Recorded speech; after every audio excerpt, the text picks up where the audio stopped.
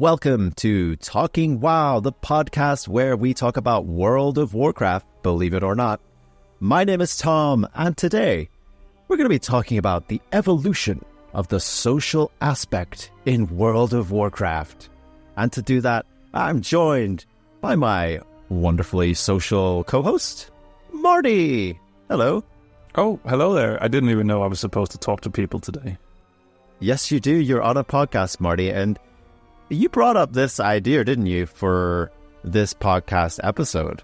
I did indeed, because I have recently got like an old friend, or a friend, not an old friend. I got a friend. You got a friend. Yes, I have a friend. Yay! That's it. That's all we wanted to talk about. Glad. Great announcement. He has recently returned to World of Warcraft, and we were just talking about, because he likes the social aspect of the game, and he has been dabbling here and there over time, and he's just sort of like, guild chat is just dead. It's not like the olden days where you were chatting a lot in guild chat, and that's where you got, that's where you met people and talked to people, and general chat is just, filled with spam. Spam and some really weird conversations. I don't know about you, but every time I make a new character, one of the first things I do is leave all the chat channels. I think a lot of people do that. It's a smart move. Mm-hmm. So yes, I was just sort of like thinking, how about we talk about how it has changed from then until now, because I do feel like there is a big difference. As I said, back in the day, when the way that you met people was you met people from the same server, and everyone had like a reputation on that server. Just like real life, it was like a mirror of real life, where sometimes you knew to stay away from certain people because they were stealing loot, they were ninja looting, stuff like that. Usually hunters. Yep. Usually hunters. And other people you knew, oh, that's a cool guy or gal, and they are fun to be around. So let's invite them to the party and let's go have some fun. And yeah, guild chat was a thing. Yeah, it really was. I mean, I just think back to first or second day in World of Warcraft, and I was running around Brill trying to get people to sign a guild charter because, you wanted to have a guild. It felt like you were some sort of prestigious person to run a guild or something like that. It felt like a really big thing. And, even just the fact of walking around Brill and asking people, can you sign my guild charter, please? And actually meeting people there who were also looking for signatures and then ending up forming a guild together. And yeah, it's just, when I think back to those days, I don't really think of too much happening outside of the actual game communication wise. Like, it was very much like you would log in and that's how you communicated with people. I know when we met in World of Warcraft, Marty, it was, sort of by chance as well, just meeting a mutual friend out in the world, and then ended up, our two guilds then became quite friendly. And I remember, I think we just sort of set up like an alliance of just like, if you want to do something, just, give us a whisper or, post in this channel or something. But I feel like it was definitely a lot more difficult to communicate. Do you think that? Yeah, I do think so. I remember that we set up because you can make your own, you could back then you could make your own chat channels in World of Warcraft. So I think we set up like a coalition, or whatever we called it. That's the word, chat coalition. Yeah. That's exactly what it was. Yeah. So sort of like a secondary guild chat. So yeah, if you need someone for something, then you could post in there. Yeah, but it was still kind of clunky, wasn't it? Because I feel like you still couldn't, it's not like it is today where everything just flows so well. You can assemble a group so quickly. It still felt a bit clunky, and again, you had to travel all the way to your dungeon or whatever, where you were going. And, if you were at level 60 and you were trying to do some of the level 60 dungeons, sometimes you wanted like 10 or 15 people for certain dungeons as well. And that wasn't easy. That wasn't easy to come across. I mean, when you look at, for example, just doing like a weekly world boss in World of Warcraft today, you just click a button, don't you? You click a button, you're joined a group. Next thing, all these people like assemble into your group. You've got 40 people on your screen. You're in a group. You kill the boss, and then you're done. It's like, that would have took hours to assemble back in the day, because you'd have had to do all that manually. And I guess in a way, there was something rewarding back then. Do you think about assembling a group and going through some content together and potentially making connections? Yeah, absolutely. And I think that that's one of the key differences here is that, back then it was, if you knew people, it was easier to assemble these groups. So obviously it was like it was a big value to you to actually know other peoples on your same server that had, the same goals as you did. And some really like that, some miss that from the olden days. Me personally, I do think, obviously, that you lose that social aspect of it when you're just going into like either just queuing up or even just with the group finder. That it's people from all the servers, but what you do win is that it's a larger pool of people you can pick from. So usually it doesn't take you more than a few minutes to get in there. And obviously there are some challenges with that, because you don't know the people that you're being grouped in with, and maybe maybe they do things a certain way that you're not used to when for instance doing Mythic Plus and stuff like that. So it definitely does require you to be a little bit more communicative when you're doing this type of content, especially if you're in a group that does things very differently than you. And sometimes, Marty, you join dungeon groups these days and the other people in the group aren't even humans. They are NPCs, and they talk even more than some people do in regular groups, and that's totally fine.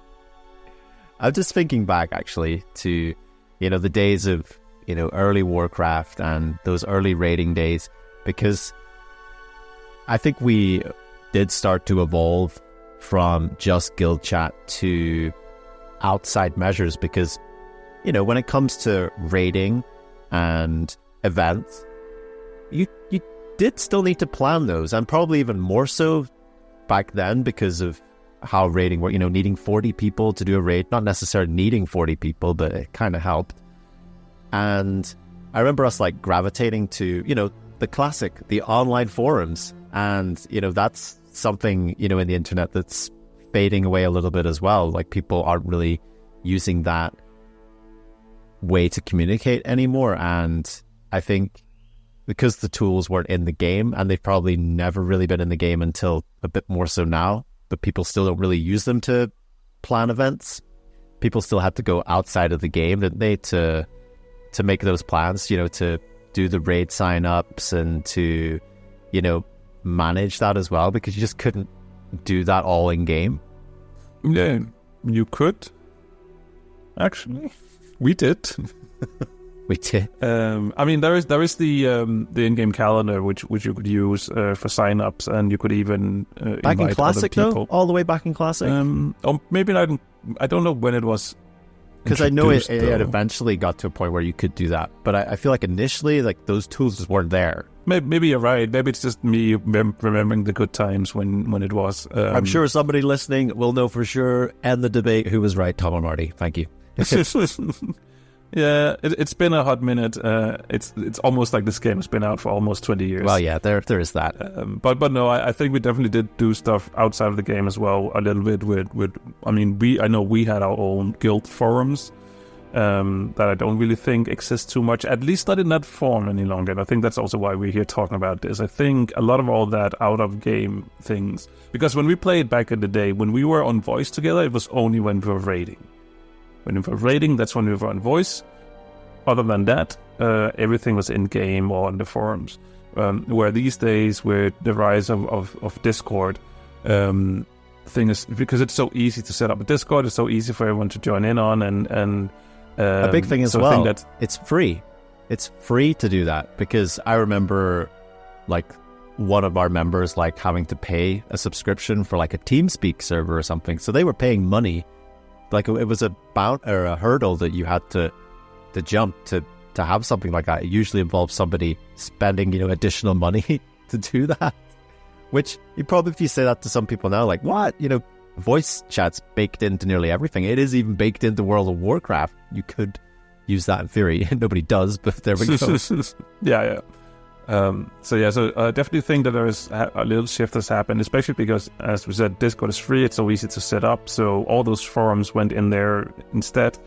Guild chat went in there as well, in a lot of cases as well, where a lot of the communication is actually happening outside of World of Warcraft these days. And I know that that's one of the things that my friend was struggling with, because he was only looking at the in-game options, which is both good and bad, I suppose. That not a lot of that communication isn't in there any longer. I think one of the good things is that it has made it possible for communities to spring up, so you don't necessarily just need your guild, because obviously the more people you have available to you, the quicker the quicker you can get into content that you actually enjoy and want to play and do. Yeah, one of the things that really hit me, because I didn't play for Shadowlands, I stopped playing WoW for 2 years, and I came back in Dragonflight, and I moved server to the Argent Dawn in the EU RP server, because I miss seeing just people out in the world chatting and communicating. And I also like to do a little bit of RP sometimes. Not in Goldshire, in case you were wondering. And in my head, I was like, I gotta find a guild, if I want to talk to people or, do things in game. Like, I need to find a guild, or, I won't be doing those things. And I quickly learned that I didn't need a guild. I'm still not in a guild. Dragonflight's coming to an end, and I haven't had a guild throughout Dragonflight. And I've been just fine, because I've, obviously still have friends in the game, but, finding a community as well. For example, the Dungeon Dojo, which we talk about a lot on this podcast.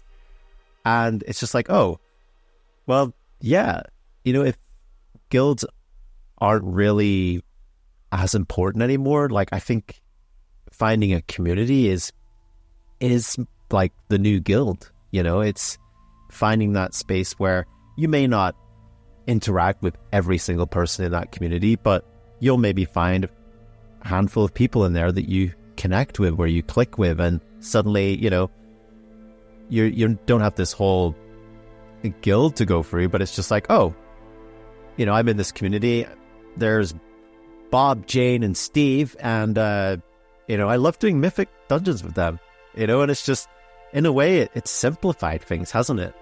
I feel like it's just filtered out that need to manage a whole society of people within a network of a guild, which could be hard work. We've both been in guilds in the past, and running that and managing that, that's hard work. Oh yeah, absolutely. And but to be honest, I think it's not that much different, because even within a guild, you don't necessarily play and enjoy playing with everyone. It's the same thing, where you find a handful of people where you're like, these are the people I like to do dungeons with.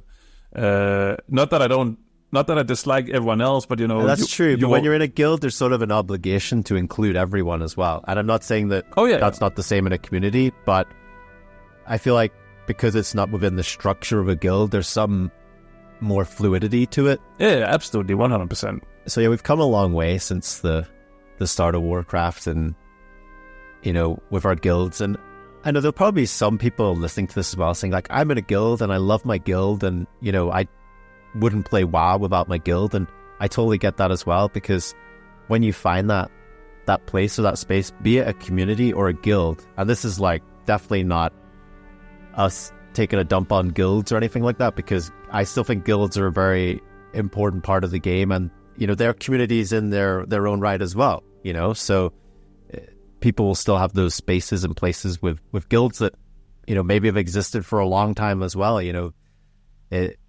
Sadly, it feels like not all guilds last forever.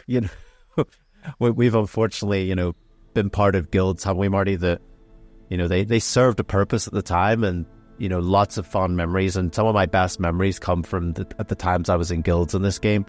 And it is just interesting though how we are evolving more away from that. And I think the way the game is set up, you mentioned it as well, initially we were all on one server, and I think that probably encouraged the forming of communities within those servers more. But because everything is so spread out now, we've got cross servers or cross faction, it's just, you can't really contain it to something in game now. It's bigger than that, is it? Yeah, it is. And also, you brought up that guilds is also in its own communities, and it's not like, you have to pick one or the other. It's not like you have to pick a guild and then a community. You can do both things. It's perfectly fine to do that as well. I definitely know some people who are like, my guild, those are the people I raid with. Mythic Plus, I have my community for that. You're like in 20 guilds, aren't you? So it's totally fine to do that. So whatever works and makes you enjoy the game is what's important. I know there's an argument that the game is becoming less social, because we mentioned it, with group finders and such like. And I think in that sense, yes. Like when you sign up to a group finder, maybe you run a heroic or you run a looking for raid. It's like, yeah, the social element there, very, very low. Maybe what social element you get is not very positive. I will definitely agree with that. I feel like in some ways that's a shame that it's gone that way. But when I look at it on the flip side of being like,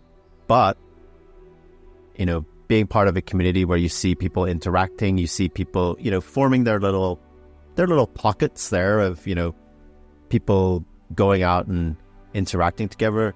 In some ways, it's more visual, I think, of like the magic of, seeing like an online community thrive is just, I may not always be the person involved, but I can see like other people connecting, and I just think that's really cool. And, I think we could be sad about certain things, but when you look at the bigger picture, it's like, but there's just more of these communities springing up now, more communities, and, even Blizzard themselves acknowledge it now because they've set up a way to set up like communities in game as well. And I think that's at least a step forward in the fact that you're not just bound to a guild. You could,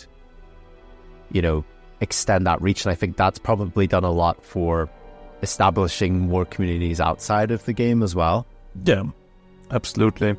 And I think if Blizzard wants to do something, I think it's maybe look at, these community tools. Is there something we can do to expand on them and make them even better? For instance, I know there is some issues where there's like a limit on how many characters and stuff that can be in them. Maybe we can take a look at that, because that is, I know that's a struggle that we have with the Dungeon Dojo, that we have to have currently we have two different communities, because one is full, cannot have more people in it, and that or sometimes just create some small issues and stuff like that. So community tools inside the World of Warcraft would probably be something great to look at. More ways to encourage that, and for people to connect, and to meet like-minded people in the game, which I think people are still doing that. They're just doing it in different ways. I look back to, meeting a mutual friend of ours just out in the world in Stranglethorn Vale one day, decided to group up and quest together. And, that led to so many experiences in my life that I probably would never have done otherwise. But I still think that's happening. It's just happening in a Discord server, or it's happening, in different places. And it's strange for it to be happening outside of a game, but it's still happening. And I think that's probably the most important thing. 100% agree. Good podcasting. What do you think out there? How has the evolution of the social aspect in Warcraft impacted you? Are you happy with how it's going, or do you miss the good old days like Marty? You can let us know in the places that you do that. You can find Talking WoW on social media at Talking WoW. We're also on YouTube. Come and leave us a little comment there if you would like to. I've been Tom. I've been Marty. And we've been Talking WoW. Thanks for tuning in, champion. Did you enjoy this episode of Talking WoW? If so, why not drop a review on your podcast catcher of choice, or leave us a comment. you can find Talking WoW on Twitter or YouTube over at Talking WoW. Hope to see you again soon!